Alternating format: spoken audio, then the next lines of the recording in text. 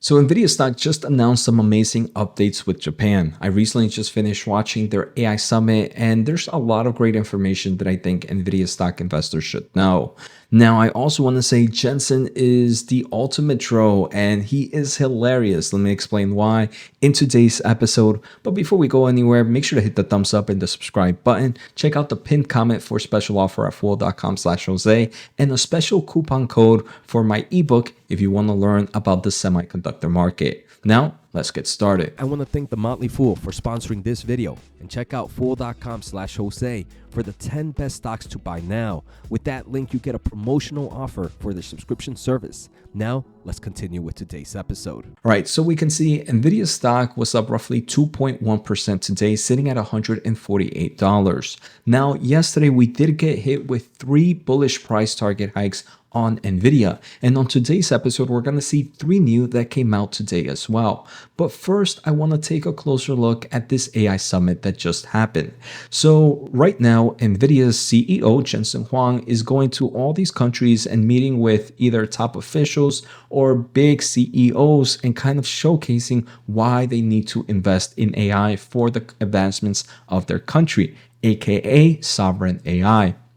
And today, Nvidia did their AI summit in Japan, and they did meet up with SoftBank's group's CEO, which they showcase a lot of great information. So the first thing that was announced is Nvidia and SoftBank announced Japan's largest AI factory, which is going to have roughly 25 AI exaflops.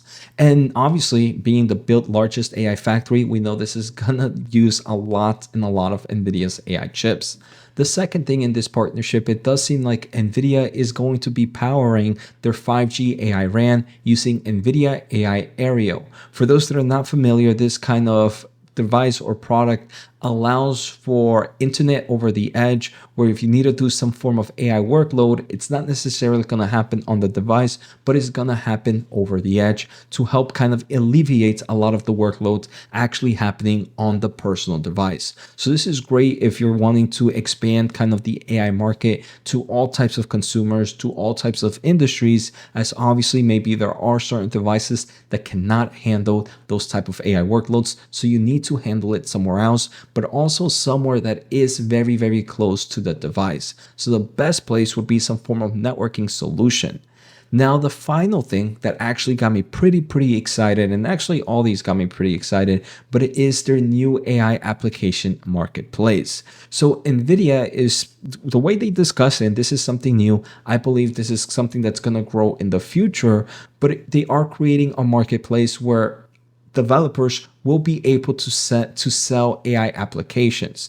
So when I think of a marketplace, I think of the owner of the marketplace taking some form of fees, very similar to like the App Store, the Google Play Store, and any eBay, and the list goes on and on. So this is very early innings to this. This is for me one of the first times I've heard about it, but as we know, right, the AI market is evolving, especially the software space. So for someone to create a marketplace, I think Nvidia is definitely the best bet there. And it's something that I'm gonna want to see go on in the future. The second thing that we heard about is Jensen Huang. He is the ultimate troll. When Masa, the CEO of SoftBank Group, came up, Jensen poked some fun that they were the largest Nvidia shareholders at one time. But back in 2019, SoftBank sold over all their shares for roughly $4 billion. If, and obviously it's a big if, they would have held all those shares right now, that would have been worth $160 billion. So Jensen, throughout the AI Summit, made sure to poke fun at Masa a few times, which I think is pretty hilarious. Now, obviously, Masa, with overall this sovereign AI evolution, says that they're going to buy a lot of Nvidia chips, and that obviously could be known as they are building, like I mentioned, that largest AI factory in Japan. The final thing, and this is not something that Nvidia investors should really be concerned about, but it's more of like a cool tidbit to know, Masa did offer to buy all of Nvidia about 10 years ago and bring it private. I think that is insane, and it kind of showcases how really into the market Masa is to be able to see such evolution in technology and wanting to own such a big company from the get-go. So pretty cool there. And again, Jensen continued to poke fun at him for selling his entire share earlier in 2019. Now, obviously, we see that sovereign AI is a huge growth opportunity for Nvidia. But luckily, if you've been following this channel for some time, this is something that we discussed in December of 2023. Yes, a year ago, where we mentioned where sovereign AI had numerous growth opportunities.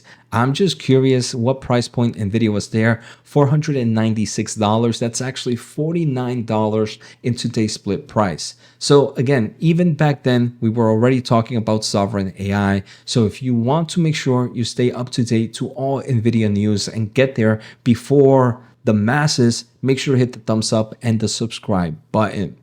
Now, outside of the AI summit, there were some other cool things impacting Nvidia stock. This one is Nvidia did release their Nvidia app, which is kind of a platform for content creators, GeForce gamers, and AI enthusiasts to kind of bring a little bit more AI solutions. So nothing crazy here, but it just showcases how Nvidia wants to make AI more normalized, and I think that's going to be bullish in the long term of things. I don't think it's anything that investors should be happy about right now, but it is just going to bring more eyes and more popularity to the AI market. Now, some other news is AI. There are reports that AWS is negotiating a huge deal to supply IBM with NVIDIA GPUs via the cloud.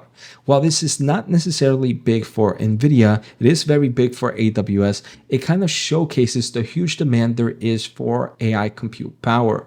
So obviously, if AWS is making huge deals like this, it means that there is strong demand. And if there is strong demand, it is safe to assume that other cloud service providers are going to continue to buy AI chips as they want to continue to grow their capacity in AI compute power. Now, I want to look at some recent price target. Redburn Atlantic initiates Nvidia at a buy with $178 price target. Personally, I'm not too familiar with this firm, so let me know if any of you are familiar and if this holds any weight. Then we also have a very popular one. Mizuho adjusted their price target on Nvidia to $165 from $140. Now, the final one we saw today was Citigroup, which adjusted their price target to $170 from $150. So obviously, we're seeing a lot of bullish case here for Nvidia. Like I mentioned, long term, I'm very bullish in the stock. Short term, I believe anything can happen. And for that reasons, I really wouldn't load the truck at these levels right now. I think this is a stock for the patient investor. And there's a lot of times that patient investors end up winning in the long term of things.